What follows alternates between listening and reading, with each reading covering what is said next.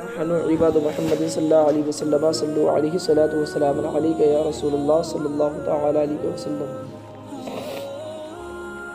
ایک احادیث کریمہ یہاں سے بیان کی جاتی ہے، چھینک اور جماہی، یعنی کہ انسان کو چھینک آتی ہے وہ کس کی طرف سے ہوتی ہے، اور جماہی آتی ہے انسان کو وہ کس کی طرف سے ہوتی ہے۔ جیسا کہ بہت سارے لوگ جب چھینک آتی ہے تو اس کو برا جانتے ہیں، تو احادیث کریمہ ملاحظہ فرمائیں۔ صحیح بخاری میں ابو ہریرہ رضی اللہ تعالی عنہ سے مروی ہے کہ رسول اللہ صلی اللہ علیہ وسلم نے فرمایا، اللہ تعالی کو چھینک پسند ہے اور جماہی ناپسند ہے۔ جب کوئی شخص چھینکے اور الحمدللہ کہے تو جو مسلمان اس کو سنے اس پر یہ حق ہے کہ یا رحمک اللہ کہے، اور جماہی شیطان کی طرف سے ہے۔ جب کسی کو جماہی آئے تو جہاں تک ہو سکے اسے دفع کرے، کیونکہ جب جماہی لیتا ہے تو شیطان ہنستا ہے، یعنی خوش ہوتا ہے، کیونکہ یہ کسل اور غفلت کی دلیل ہے۔ ایسی چیز کو شیطان پسند کرتا ہے، اور صحیح مسلم کی روایت میں ہے کہ جب وہ ہاں کہتا ہے تو شیطان ہنستا ہے۔ دیکھیں، اللہ رب العزت جو ہے، جب بندے کو چھینک آتی ہے تو وہ اس چھینک کو رب کائنات پسند فرماتا ہے۔ اگر یہی چھینک انسان کی دعا کرتے وقت اسے آ جائے تو وہ دعا اس کی قبول ہونے کی نشانی ہے۔ یہ چھینک آ جانا درمیان میں یہ نشانی ہے اس بات کی کہ اللہ رب العزت کے نزدیک تمہاری بات جو دعا ہے وہ قبول ہو گئی۔ تو کتنی اچھی چیز ہے یہ چھینک کہ اللہ رب العزت نے جو انسان کو عطا فرمائی ہے۔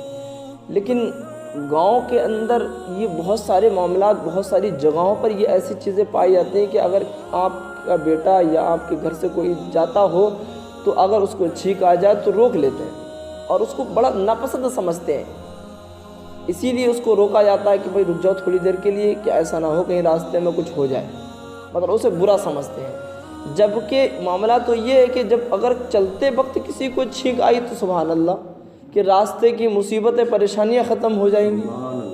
معاملہ تو یہ ہے، لیکن اس کا برعکس کر دیتے ہیں، الٹا ہی کر دیتے ہیں سب معاملہ، اس کو روک لیتے ہیں، بھائی رک جاؤ کوئی پریشانی نہ آ جائے۔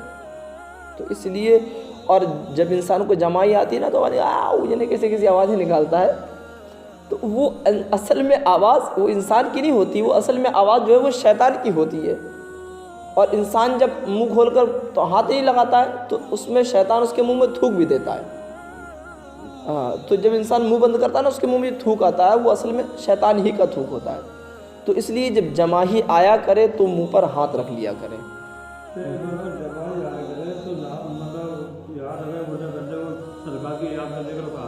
ہاں، انبیاء الصلوۃ والسلام کو یاد کر لے تو نہیں آئے گی، وہ آگے انشاءاللہ حدیث پاک بیان کی جائے گی۔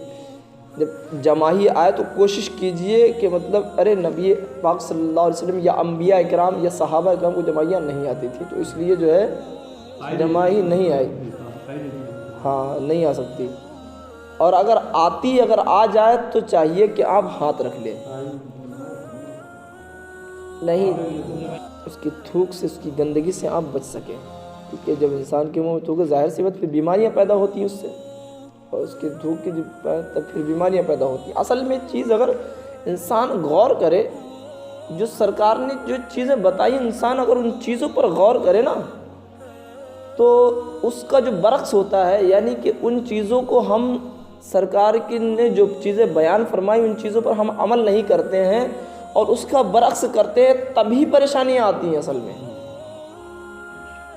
اصل میں جو پریشانیاں تبھی آتی ہیں، اور جو سرکار نے فرمایا کہ تم یہ چھوٹی چھوٹی جو سنتیں سرکار نے بیان فرمائی ان پر اگر انسان عمل کرے تو جو بڑی بڑی بیماریاں جو بن جاتی ہیں نا وہ کچھ بھی نہ بنے۔ اس لیے اب انسان کے جسم منہ کے اندر بیماریاں بنتی جا کر کیوں، یہی ساری چیزیں ہوتی ہیں کہ مطلب سرکار فرماتے ہیں کہ تم منہ پہ ہاتھ رکھ لیا کرو۔ آدمی وہ جو منہ پھیلائے پڑا ہے تو ظاہر سی بات وہ گندگی انہیں ڈال دی، لو اب وہ منہ کے اندر جو شیطان کی گندگی جائے گی تو پھر کتنی بیماریاں پیدا کرے گی بھائی، اس کا ہم اندازہ بھی نہیں لگا سکتے، کیا کیا بیماری بنیں گی جا کر کے پتہ ہی نہیں چل سکتا۔ اس لیے ان ساری چیزوں پر عمل کرنا چاہیے۔ ایک اور حدیث پاک نے صحیح بخاری میں ابو ہریرہ رضی اللہ تعالی عنہ سے مروی ہے کہ رسول اللہ صلی اللہ تعالیٰ علیہ وسلم نے فرمایا جب کسی کو چھینک آئے تو الحمدللہ کہے، اور اس کا بھائی یا ساتھ والا یرحمک اللہ کہے۔ جب یہ یرحمک اللہ کہہ لے تو چھینک والا اس کے جواب میں یہ کہے یہدیکم اللہ ویصلح یاکم یألکم۔ ترمذی اور دارمی کی روایت میں ہے کہ ابو ایوب رضی اللہ تعالی عنہ سے کہ جب چھینک آئے تو یہ کہے الحمدللہ علی کل حال۔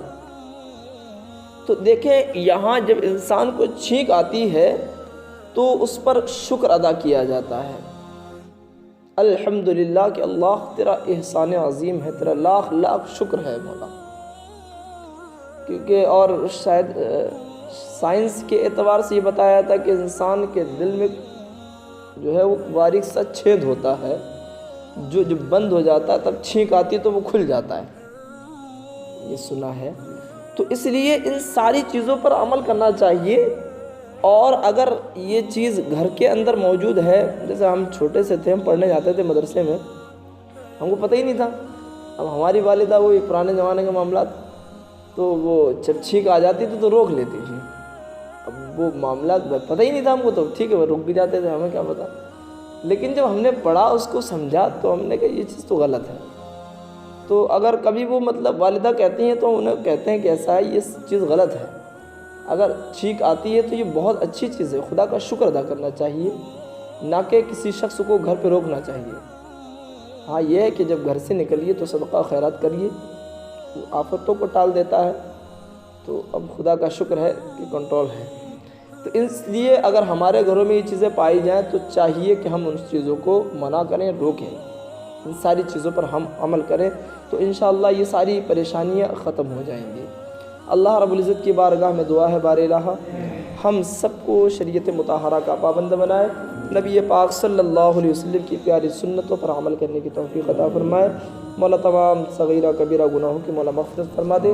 استغفر اللہ ربی من کل ذنب واتوب الیہ، وصلی اللہ تعالی علی خیر خلقہ ونور عرشہ محمد وآلہ وصحبہ اجمعین برحمتک یا ارحم الراحمین۔ لا الہ الا اللہ محمد رسول اللہ صلی اللہ تعالی علیہ وسلم۔